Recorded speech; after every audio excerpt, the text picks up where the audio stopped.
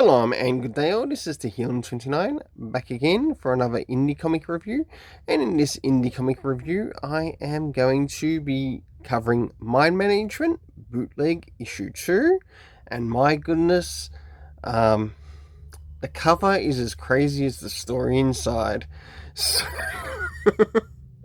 I can't wait to review that for you, and of course Little Monsters Issue 6 by Jeff Lemire. So I'll get things ready to cover the first comic that I'll be reviewing. Alright, first things first. Does this cover in any way, shape or form connect to something that's happening inside with the story? Sure enough it does, to which I give it an 8. That's right, and 8 out of 10. I'll now move to showing some of the internal art as well as some of the things that are happening with the story, as we look around the beginning, middle, and of course the end. So as we begin our story, it takes place in India, and we have the person who was brought over from the last issue into this issue, and you'll see when he starts to meet up with him. And the character that we're meeting up with is Denny, unless that's an alias, but knowing Matt Kint and how well he writes his stories, especially in the area of somewhat spy worlds, he delivers a really good story. And of course we get a bit of a meet up there. As we start to move towards the middle of the story, we have Keto also talking with the character of Denny in this, and as you can see here, they end up going to a place and they also learn a little bit about mind management in the process. But on top of that, we also have some things happening. As we start to move towards the end, we seem to get somewhat a bit of a reunion with someone connected to this series. One of the female characters, as she also encounters someone who has a bit of a history with, to something else coming up in the next upcoming issue. So for the internal art, I gave it a 7.5, but now it's time to move to the story. First things first, did we get anything in relation to the area of time? No, we didn't. But what did we get? We got the location of Kachikarala in India, and I thought that was really nice to see where the main character was brought over from the first issue, and the character of Keto did return. We end up meeting with someone by the name of Denny, who you see on the right hand side, Keto on the left, and last but not least, we end up meeting with someone that they saved who was going to take their own life by the name of Chio. The overall story rating for this I gave was an 8 out of 10. Definitely looking forward to the next issue. Even though there's very few issues to this series, I'm really looking forward to seeing the beginning, middle, and of course the end.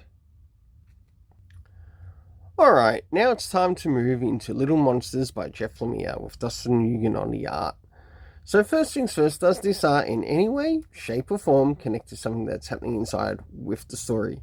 Sure enough it does, to which I give it a 7 out of 10. I'll now move to showing some of the internal art as well as some of the things that are happening story-wise, as we look around the beginning, middle, and of course the end. So as we begin this story, or as we start to move into the beginning of the story, we see that something is happening here with one of the twins. I forget if it's Ronnie or Raymond, it's one of the two. And as we can see here, he's being captured, which was something that happened in the last issue.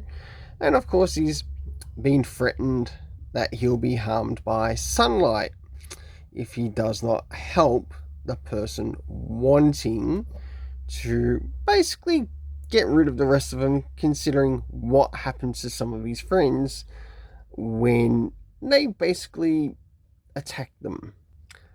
as we start to move to the middle of the story, we meet up with the character of Romy with a couple of other characters in the story. And Romy's the one that can't talk, but he does have his way of like communicating, and you can see by a lot of the pictures that he's actually done on the wall that you see here that are in color. But not only that, he also does like do literature. He does do the writing of text as well. So, and that has actually been shown in previous issues. And last but not least, up towards the end, to which they have decided that they are going to need to get into hiding because they are somewhat expecting someone or some people that might actually turn up in the city. So for the internal art, I gave it a 7 out of 10. Now it's time to move to the story rating.